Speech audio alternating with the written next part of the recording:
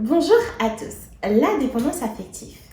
Certaines personnalités sont plus sensibles que d'autres à la dépendance et l'ignorer rend encore plus fragile face à certains profils. Mieux vaut donc savoir si vous possédez une personnalité dépendante ou tout au moins quelques-unes de ses caractéristiques.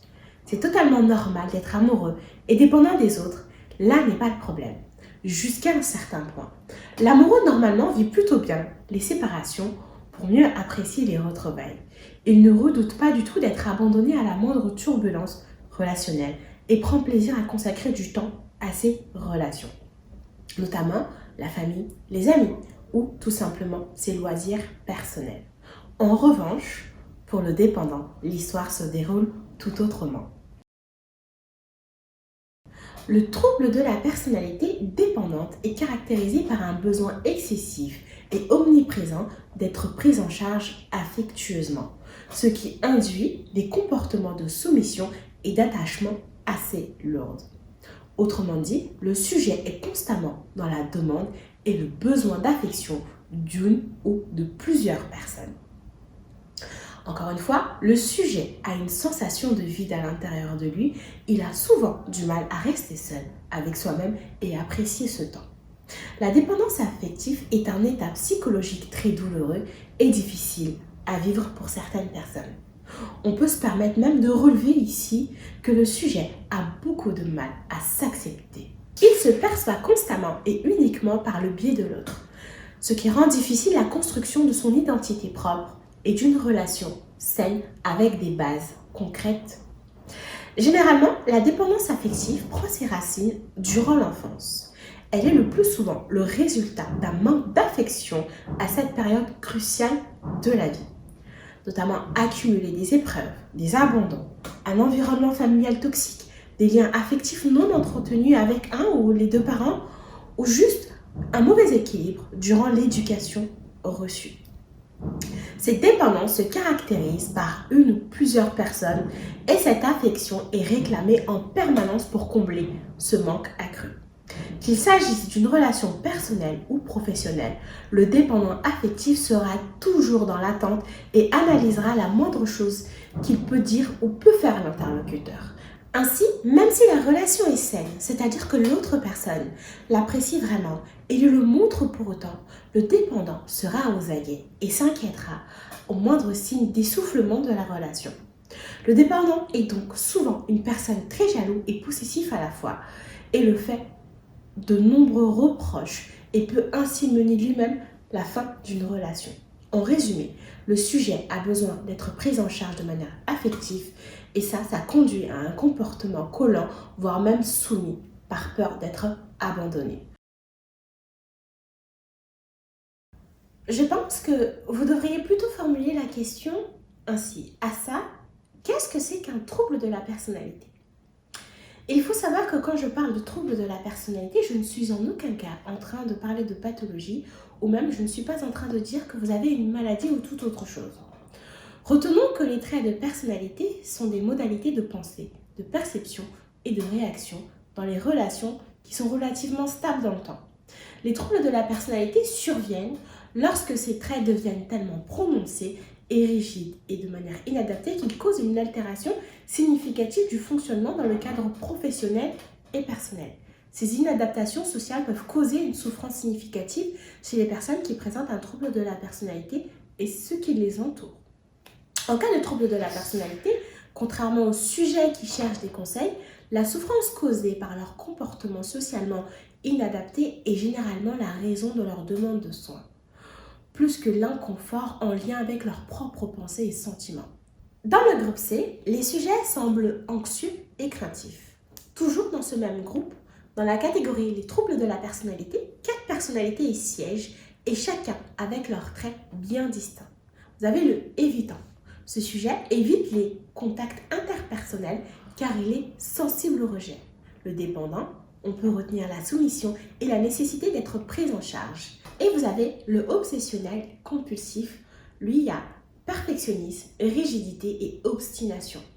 Donc pour répondre à la question, effectivement, oui, la dépendance affective est bien un trouble de la personnalité.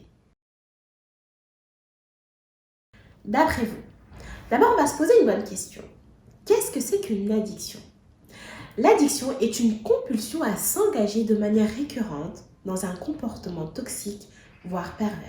Ce comportement est conservé malgré ses conséquences négatives en prenant toute la place dans la vie du sujet liée à un effet de manque.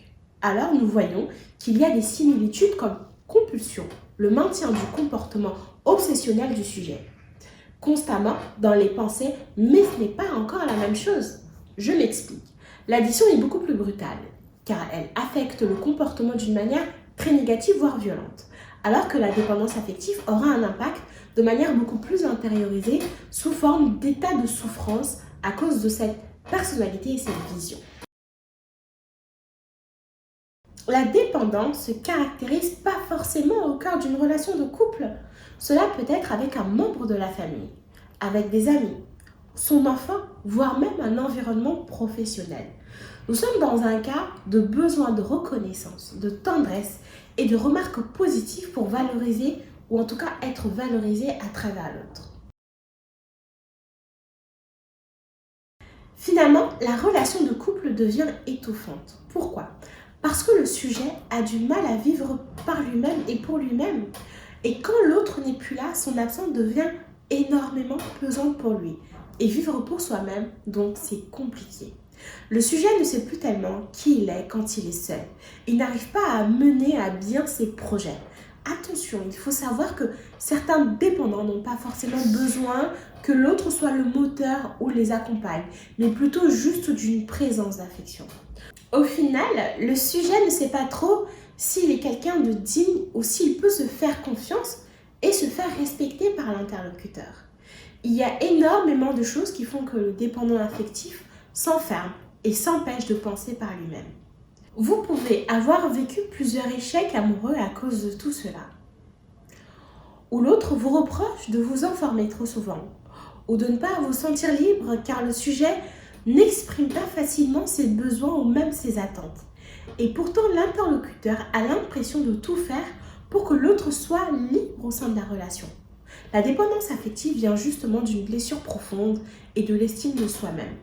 Plus vous allez trouver des relations dans lesquelles vous avez la sensation de trouver quelqu'un qui vous comble totalement, qui répond à cette dépendance affective, plus vous diminuez l'estime de vous, plus vous diminuez la richesse de votre personnalité et par la même occasion vous appauvrissez non seulement vous-même mais aussi la relation et les relations que vous pouvez avoir à l'extérieur. Souvent, les relations sociales extérieures diminuent. Vous avez moins de relations familiales. Aussi, vous êtes dans un système où le couple devient premier, où cet amour que l'autre vous porte devient vital et essentiel. Bien évidemment, c'est très important d'avoir cet amour au sein du couple. Mais il ne doit pas devenir vital au point où vous vous détruisez si l'autre n'est pas tel que j'estime qu'il devrait être avec moi. Le problème, c'est qu'aujourd'hui, on vous nourrit de plein de choses. La société dans laquelle nous vivons est une société de consommation. Et quand je me sens un peu seule et que je me sens pas bien, je vais sortir, aller au cinéma, m'acheter telle ou telle chose parce que j'ai besoin d'être comblée. Ou alors, je vais aller sur les réseaux sociaux où je suis valorisée parce que je montre des photos de moi où tout le monde me dit que je suis très belle, canon, etc. Je vais aller voir les photos des autres. Et cela vous fait du mal, parce que les autres sont super bien et moi je ne suis pas assez bien à leur côté. C'est une interprétation et un schéma de comparaison destructeur.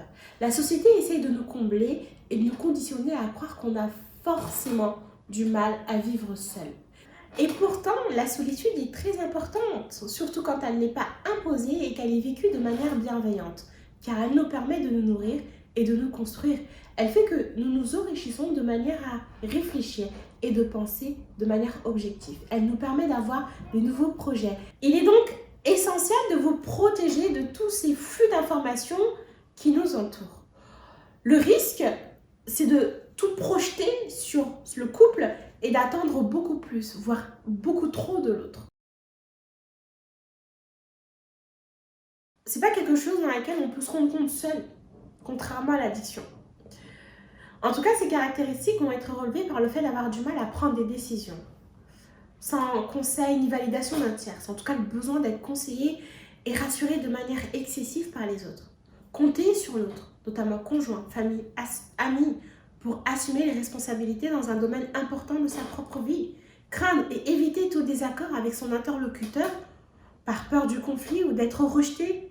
Il exprimera un désaccord difficilement, encore une fois par peur de perdre son soutien. Il a du mal à démarrer des projets ou à faire des choses par lui-même et pour lui-même. Pourtant, il aide beaucoup les autres dans leurs projets. Il va se sentir souvent anxieux et complètement tendu quand il est seul et quand il va penser qu'il va être seul. Il va se rendre spontanément responsable de ce qui ne va pas dans les domaines privés ou professionnels. Il va se sentir obligé de satisfaire les demandes des uns et des autres. Il va avoir souvent besoin de l'approbation et du réconfort des autres. Il va être incapable de poser et de défendre ses propres limites. Pour le dépendant, l'attention de l'autre est vitale et il en a constamment besoin. Notamment une bonne prise en charge émotionnelle et affective. Il va se fondre dans le décor pour pas être vu en permanence. Il va avoir des attentes qui vont être jamais insatisfaites. Et là, on peut parler d'insatisfaction chronique. Il va rechercher le soutien et l'appui des autres pour se faire accepter ou accepter les choses des fois qui vont même à l'encontre de son estime de lui-même. Il va être impulsif. Il va avoir du mal à gérer ses émotions. Il va exagérer et interpréter de manière amplifiée les choses. Il sera en permanence à la recherche d'une nouvelle relation quand la dernière se termine, quitte à être avec la mauvaise personne. Ou il peut même être en train de vérifier constamment la réception ou la connexion, voire la disponibilité de l'autre sous tout type de support, que ce soit électronique ou via les réseaux sociaux. Cela va dépendre du moment où le sujet va subir cette dépendance. C'est-à-dire, quand le manque est palpable et qu'il est comblé, il apporte bien évidemment un bien-être. C'est donc à ce moment-là que c'est bénéfique. Ce manque est comblé, mais ensuite il engendre une insatisfaction. Donc on peut dire que à court terme, cela peut être bénéfique, mais ensuite que ce n'est plus du tout le cas. Et c'est encore une fois là que cela devient néfaste, car cela conduit le sujet à des comportements toxiques, dangereux si le dépendant n'est pas comblé. Le sujet peut être amené à d'autres dépendances ou addictions, comme l'alcool, la toxicomanie, la dépendance au travail, la cyberdépendance ou le sport, ou tout simplement d'autres troubles du comportement. La dépendance affective est un trouble de la personnalité qui touche aussi bien les femmes que les hommes. Donc il peut se caractériser au sein d'un couple. Et le couple, à tout moment, cela touche aussi des personnes qui décident de se mettre en couple, mais qui ont du mal à avancer et aller plus loin dans la relation. Et là, on retrouve aussi chez des personnes célibataires qui peuvent avoir déjà vécu de nombreux échecs et qui ont du mal à refaire confiance dans leur relation. Donc tout le monde peut être touché, mais les femmes sont beaucoup plus sujets et vulnérables face à cette dépendance. D'ailleurs, combien de femmes ont pensé trouver l'amour et l'affection dans la sexualité ou dans les relations toxiques, alors que souvent c'était tout simplement l'amour d'un père qu'elles cherchaient. Oui, c'est totalement possible par une prise en charge consciente en un premier temps et une prise en charge par un professionnel de la santé mentale. Il est très important de pouvoir mettre des mots et de parler de cette dépendance. Cela va vous aider à développer de l'amour pour vous et dans tous les cas, vous aider à retrouver confiance en vous. En tout cas, je vous accompagne à vivre la vie de couple de façon beaucoup plus libre et sereine. Et n'oubliez pas qu'il n'existe pas de traitement miracle. Il est possible de mieux vivre avec la dépendance affective, être heureux pour soi et combler ses propres besoins. Aujourd'hui, j'aide de nombreux couples à durer et à vivre en couple en étant libre intérieurement. Et là, je ne vous parle en aucun cas de la liberté extérieure où je fais ce que je veux, quand je veux. Et il y a évidemment cette vie à deux, voire plus s'il y a des enfants qu'il faut respecter. Mais c'est aussi important d'avoir votre propre liberté intérieure et de pouvoir vivre la relation de couple en enlevant toutes les pressions. Et parce que je vous aime bien, là je vais vous donner 9 pistes qui pourront vous aider à mieux vivre votre dépendance affective. Alors, prendre au quotidien des initiatives sans demande et conseil et validation de qui que ce soit.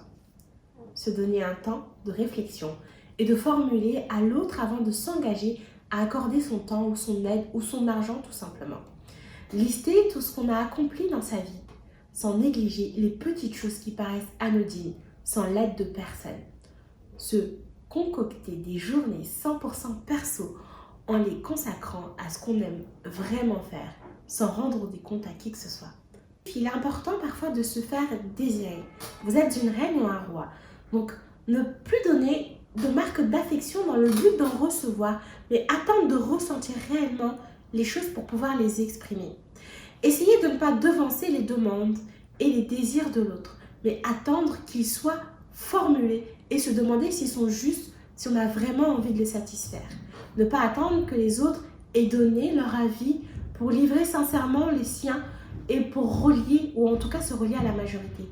Évitez les questions qui peuvent être dérangeantes comme « Est-ce que tu m'aimes ?» Laissez-le venir à vous. « Est-ce que tu penses à moi ? À quoi tu penses ?»